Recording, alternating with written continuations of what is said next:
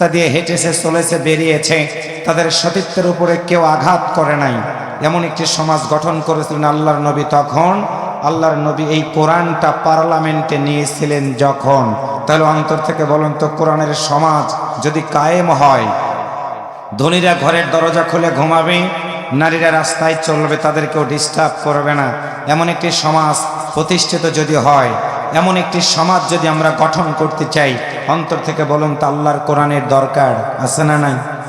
সবাই জোরে বলেন, আছে না নাই? সেই কোরআনের সমাজ যদি আমরা গঠন করতে পারি, হাফিজিয়া মাদ্রাসার ছাত্রদের আর ভিক্ষা করা লাগবে না। প্রাইমারি স্কুল যেমন সরকারি আছে, ঠিক ইউনিয়ন ভিত্তিক একটি হাফিজিয়া মাদ্রাসা হলেও সরকারি হবে, ইবতেদায়ী মাদ্রাসা সরকারি হবে।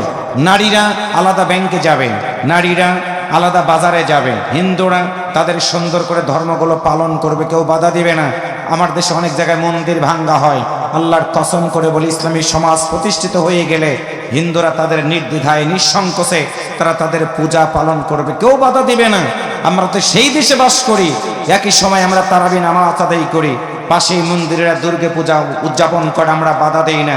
এই সমাজটা আরো সুন্দর হবে তখন, কোরআন দিয়ে সমাজটা চলবে যখন। কিন্তু এই কোরআনের সমাজ চায় না তারা, যারা চোর, যারা ডাকাত, যারা রাহাজানি, যারা অন্যায়, যারা এই দেশের টাকাগুলো বিদেশে লুটপাট করে রাখে, যারা নারীদের সাথে জেনা করে, দাম্ভিকতা করে, 100টা মেয়ের সাথে জেনা করে, যারা সেন্সুরি উদযাপন করে, শুধুমাত্র তারাই আল্লাহর এই জমিনে কোরআনের বিধান চায় না। আওয়াজ করে বলেন কথা ঠিক কিনা? আর একটু জোরে বলেন।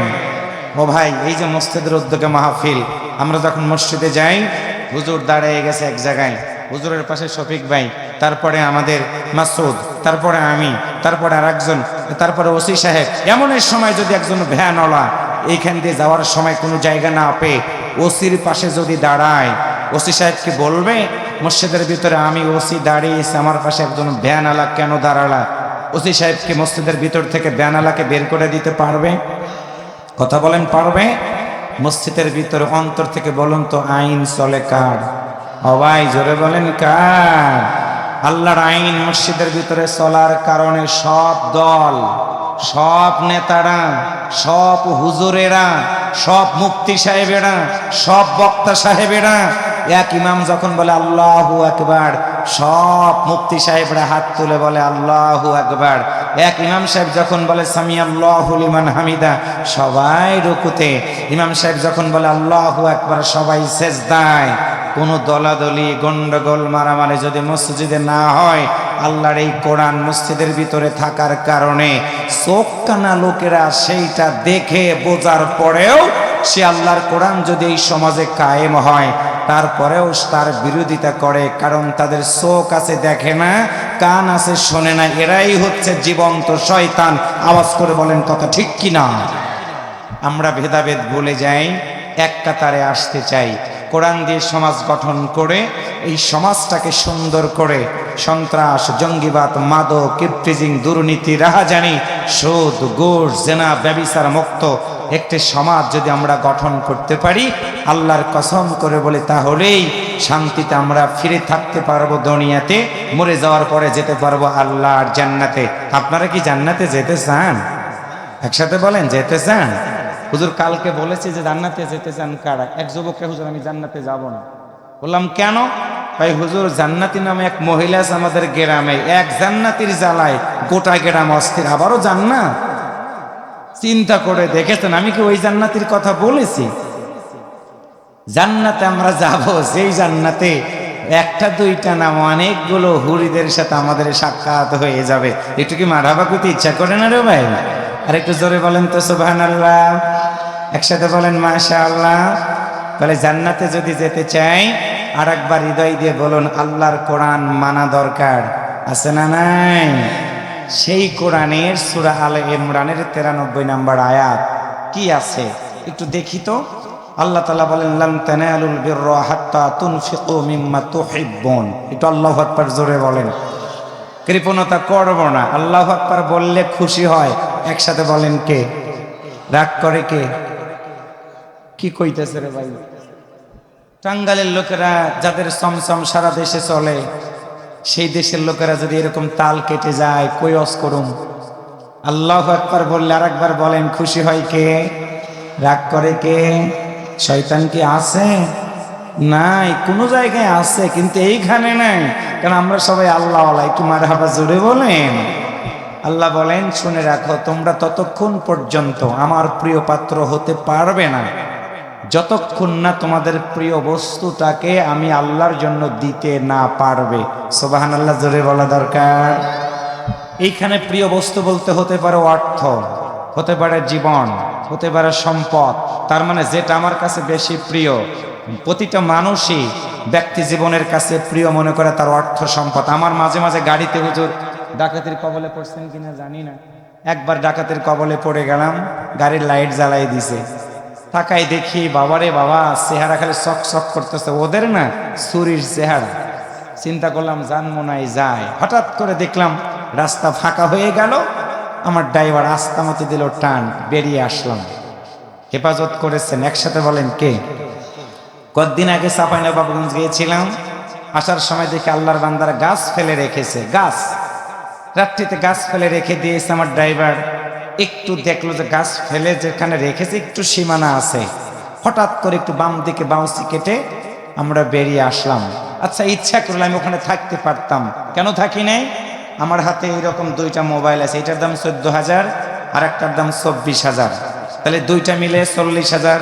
ক্যামেরা আছে 1 লাখ টাকা দাম, গাড়িটার দাম আছে। আমাদের কথা বাদ দিলাম, এই সম্পদের কথা মনে করে আমি কিন্তু গাড়িটাকে টান দিনে বেরিয়ে চলে এসেছি। মানুষ জীবনের চেয়ে সম্পদের মায়া বেশি করে। আপনারা কি আমার সাথে একমত? না, অনেকে একমত না। বলেন, নিজের জীবনের চেয়ে সম্পদের মায়া যদি বেশি না করবে, যখন ছিনতাইকারীরা মোবাইল ধরে টান দেয়, দেন না কেন? যখনই দেয় না তখনই ছুরি মারে। হুজুর কথা ঠিক আছে? আর যদি চাওয়া মাত্র দিয়ে দেয়, ওরা ছুরি মারবে না। তার মানে কি, যখনই আমরা মনে করি আমাদের জীবনের চেয়ে সম্পদের দাম বেশি, তখনই ছুরি মেরে, এমনকি সম্পদের জন্য মানুষ জব করে, গলা কেটে গুলি করে। তার মানে সম্পদকে আমরা বেশি ভালোবাসি। এই জন্য আল্লাহ বলেন, লান তানালুল বিররা হাত্তা তুনফিকু মিম্মা তুহিব্বুন।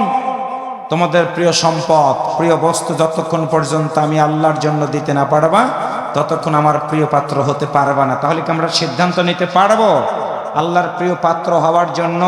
যদি সম্পদ লাগে দিব, জান লাগে দিব, মাল লাগে দিব, বাড়ি ছাড়া লাগে ছাড়বো, ঘর ছাড়া লাগে ছাড়বো, এমনকি আল্লাহর জমিনে দিন কায়েমের জন্য যদি ফাঁসির মঞ্চে ঝোলা লাগে ঝুলবো, তারপরেও আল্লাহর সান্নিধ্য লাভ করতে চাই।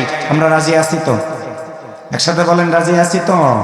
সে প্রত্যাশা রেখেই আলোচনার দিকে ফিরে যাচ্ছি। পড়ুন তো তাহলে মেহেরবানি করে আমার সাথে একটু আওয়াজ করে জবাব দেন তো। প্রিয় পাত্র হব তখন, প্রিয় জিনিস আল্লাহকে দিব যখন। কথাটা বলেছে কে? একসাথে বলেন কে? কোন সূরা? ইমরান। কোন সূরা?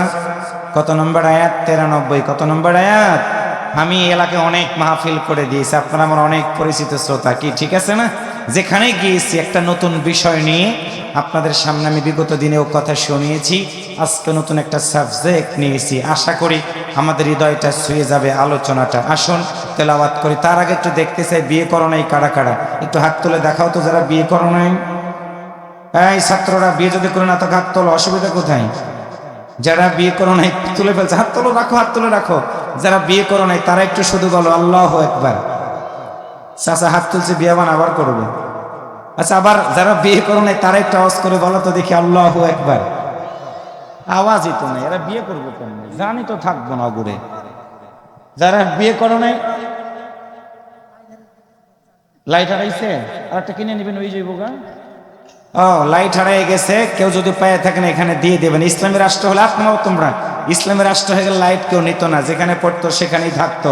ভাই লাইট হারাই গেছে, যদি কেউ লাইটটা দয়া করে নিয়ে থাকেন মেহেরবানি করে মঞ্চে জমা দিয়ে দিবেন আর কি। আমার প্রিয় ভাই একটা ছোট্ট লাইট। তাহলে যারা বিয়ে করো নাই তোমাদের আওয়াজ ভালো হয় নাই, মনে হয় ছেঁকা খাইতে খাইতে জীবন গেছে গা।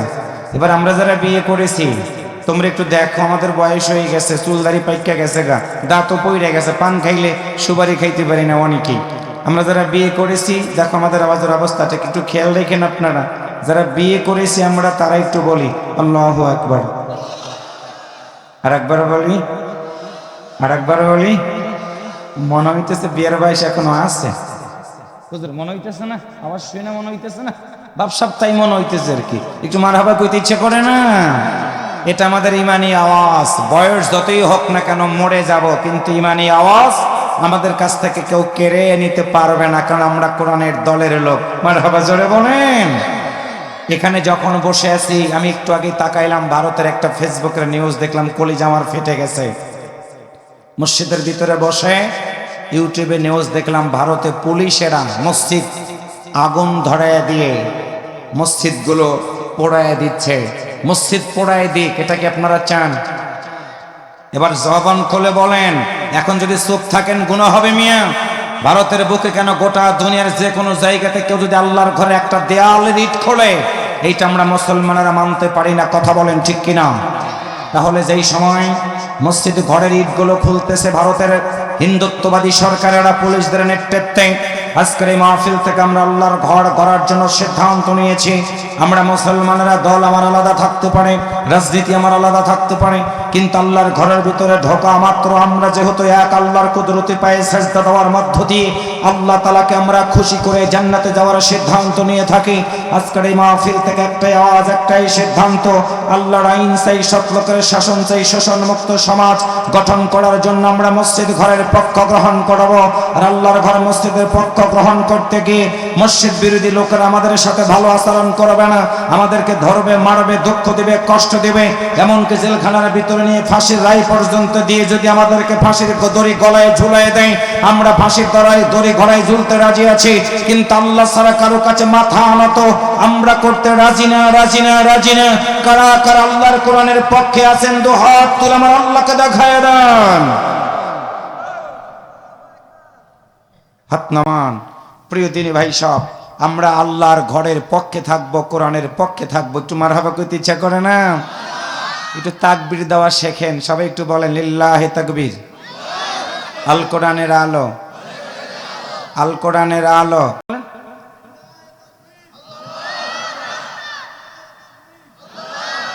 তারপর একটু, হ্যাঁ,